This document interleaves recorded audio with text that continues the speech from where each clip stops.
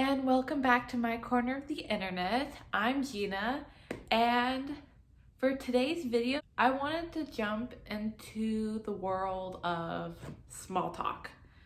That's right, I said it, small talk. And I understand no one enjoys small talk. Well, I do a little bit, but in general, no one enjoys small talk. The reason I decided to make a video about this topic is because a couple months ago, I was listening to the podcast Spiritualish, and they started discussing about small talk a little bit in one of their episodes, and it hit me when I realized that small talk is only considered small talk when it's based off of the listener's perception of the conversation. And I realized that anything can be considered small talk, and what you consider small talk might not be considered small talk to the person who's talking to you. And I realized that's a big game changer because it's all about your mindset and how you choose to perceive the conversation. For example, let's say I'm talking to someone about my dog.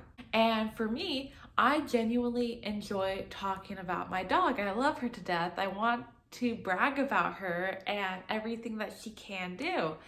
But let's say that I'm talking to someone who's not a dog lover or someone who doesn't know Lexi the way I do. They would consider this conversation to be small talk. And to them, it's not really considered something special that they want to contribute into that conversation. But for me, I'm enjoying it so much. I want to keep talking about her for days, months, years, because I just love my dog so much. So right there, whoever my listener is, they're perceiving the conversation as small talk. Now, this can also be seen for someone, let's say, who has children. And I know if you have a child, you love your child unconditionally and you want to brag about your kid to everyone because you're a proud parent. However, there are some people out there who don't really want to talk to you about your children, or they want to talk about their children. So right there, that conversation could be considered small talk because you as the parent enjoys speaking about your child. However, to the person you're telling to, they don't really care. They're just thinking, oh, so-and-so's talking about their kid because we just happen to be next to each other, or something just happened to come up and they want to tell me about it. So do you see how that perception has changed? As for, let's say that you're talking about your little Johnny and the person you're talking to happens to be little Johnny's aunt. She's not going to consider that conversation about her nephew, little Johnny, as small talk. She's going to be engaged and she's going to be responding back in a way that feels like a genuine conversation. Here's two people who genuinely enjoy talking about little Johnny. As for, let's say you're talking about little Johnny to someone who doesn't know little Johnny, and they're going to be considering that conversation as small talk. So right there, small talk is considered small talk because you're perceiving it as that type of conversation. If you enjoy the conversation, if you want to keep on communicating with that person on that same topic, it's not going to be considered small talk anymore. So that's why a lot of people, I think, don't really enjoy those moments of talking, because they're not feeling like they're getting anything out of it, and that the person's just talking to fill up that emptiness, or because they have nothing else to do, so they just look over at you and say, hey, what's up? And some people just don't want to be talked to, which is fine. I totally understand that. We don't want to say anything to anyone and we just want to keep in our own little bubble. But people don't know that, and people won't read that type of energy. Like I mentioned before, small talk is considered small talk by the way you perceive it. So now let's just push that idea to the side for a minute and let's think about this. As humans, we all have a moment where we crave acknowledgement and we crave interaction from someone else. So what that means is that if I'm talking to someone, I am talking to that person because either I'm craving some form of interaction, I feel like they have something or they're wearing something that deserves a compliment. This is if I'm talking to strangers, by the way. Or they provoked a conversation that had me feeling intrigued, and so I want to keep participating in that conversation. So the reason why I want that to be put out there is that sometimes small talk could be the only form of conversation that person is getting for that day. Let's think about your local cashier who works at your local Bel Air. They do minimal talking to the people who are at the cash register. Hi, how are you? Welcome to Bel Air. Did you find everything you're looking for? And who knows, they could be having a sour day. So when they give you that smile, they're just trying to be nice, trying to be kind. And I know there are a few people who don't smile back or they just stand there, and it could be because they're perceiving it as small talk and they don't really care for it. But for me personally, I always try to say, oh, I'm doing great. How about yourself? Or wonderful weather we're having. Or I try to make some form of conversation or compliment them, because I know that for me, I don't think of things as small talk. I think of every interaction should be seen as a genuine conversation, no matter the length or depth.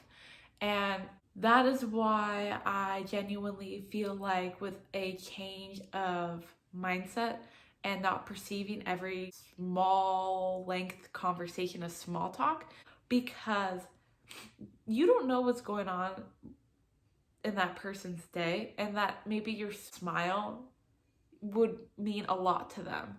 And one example would be back in November, I was at Bel Air with a friend of mine, and we were buying some groceries to take back to her house.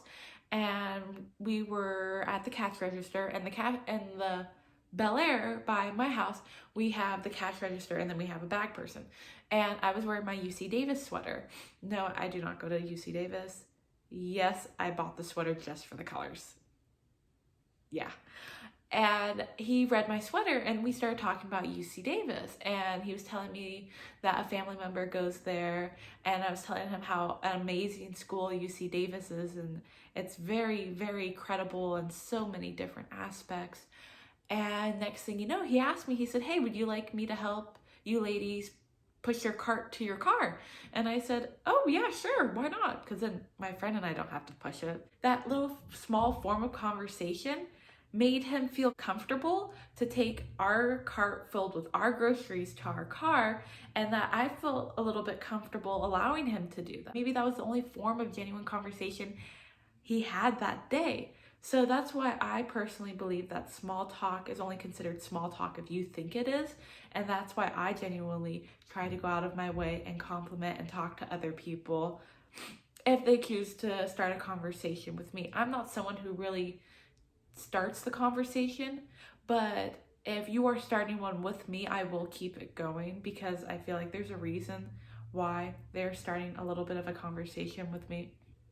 And if not, if they don't start one and they just say, hey, how are you? I'll say, good, how are you? And then that's it. And then I'll say, have a good day. That's totally fine, because there's some form of interaction. I still try to smile. I still try to make eye contact, and at least to make that person feel acknowledged and heard. Keywords, acknowledge and heard. That's what people are just trying to get from someone they're trying to converse with. They want to feel heard, and they're talking about topics that they thoroughly enjoy.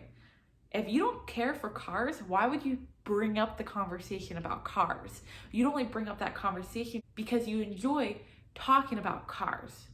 So do you see where I'm getting at? Small talk is considered small talk because it's perceived as small talk. Here are 3 reminders I want to give you guys the next time you are in some form of a small talk encounter. 1, just smile. That's all they want to see. They just want to be acknowledged. And that's really going to make their day, because your one little smile can make an everlasting impact on someone, because you don't know what their day is like or what their life is like. 2, understand that the topic being discussed means something to that other person. They're not going to talk about something they don't like because that's boring for them and probably boring for you.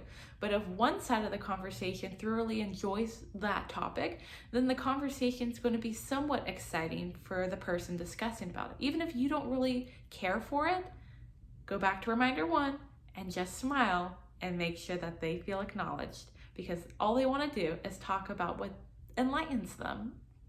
And 3, you never know who you're going to run into. You don't know if you're going to be talking to someone who happens to be the dean of the college you want to go to, who happens to be the CEO of the business you are planning on applying to, or they could happen to be your future business partner. They could be your future love of your life. You don't know who you're going to be talking to. So if you show up and you are fully attentive and you care, or you seem like you care, that's going to show the other person like, wow, they genuinely care about what I have to say. And that feels really good. So you just don't know who you're going to run into. So thank you for listening. If you're wondering why I was sniffling a lot, it's because I'm a little bit sick and it's not fun, but we're going through it. Taking our vitamin C, staying hydrated. Make sure you guys are drinking your 2 liters of water a day, or you're trying to drink your 2 liters of water a day. And I'll see you guys in my next video. Bye! And remember, small talk is considered small talk because you're perceiving it as small talk. Peace out, y'all.